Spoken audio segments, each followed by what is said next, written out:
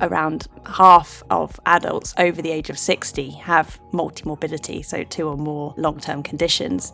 And I think that's going to really affect not only individual health and quality of life, but also the way that we deliver health services. So it's something that we need to develop solutions for. I was actually practicing as a doctor in London when I first heard about the PhD fellowship, and I was already doing some research and I was looking for opportunities to do a full PhD fellowship.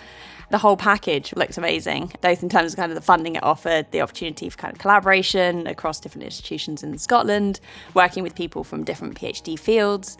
And then I think also it was the specific project. The research that I was doing down in London was particularly focused on looking at delirium in people that had COVID-19 infection.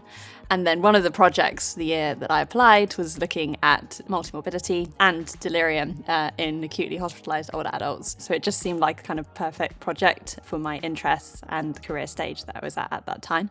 I'm very pleased I did it. I think PhD, and speaking to other colleagues doing PhDs as well, I think it's a bit of a bumpy journey. You really do have highs and lows. Sometimes it feels like you've actually made progress and perhaps you feel that you've achieved something or found something new. And I think those highs are really great. Some of the time you don't get the kind of immediate feedback that you get from being a clinical doctor, where you kind of leave at the end of the day and know that you've seen patients and that you've made a difference. But I think one great thing about the Multimorbidity Programme is you've got a cohort of other colleagues who are all in exactly the same position. And we all talk to each other a lot on WhatsApp and by email as well. And I think share some of those experiences and frustrations, which is really helpful and I think isn't the case for a lot of other PhD students.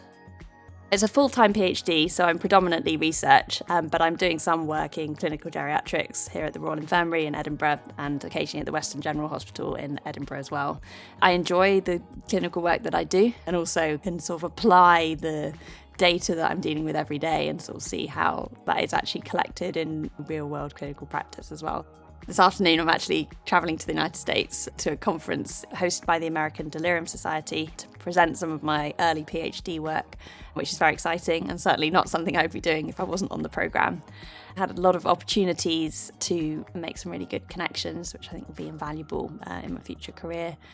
Opportunities to just see different health systems, how they work. And I think something I've really valued about the PhD is just the opportunity to sit and read and think about problems. When you're working full-time as a clinician, there's a lot of things that come up in your day-to-day practice that you're like, oh, that's interesting, I want to understand that better, I want to go and read about it, look at the evidence for it, but you just don't have time and headspace to do it.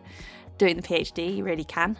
So if an idea occurs to you, I can sit and spend a few hours really delving into it and looking at the current evidence for it, reading papers and understanding it. And I think that gives me more conviction in my own ideas, that they're novel and that they're looking at questions that people haven't looked at before.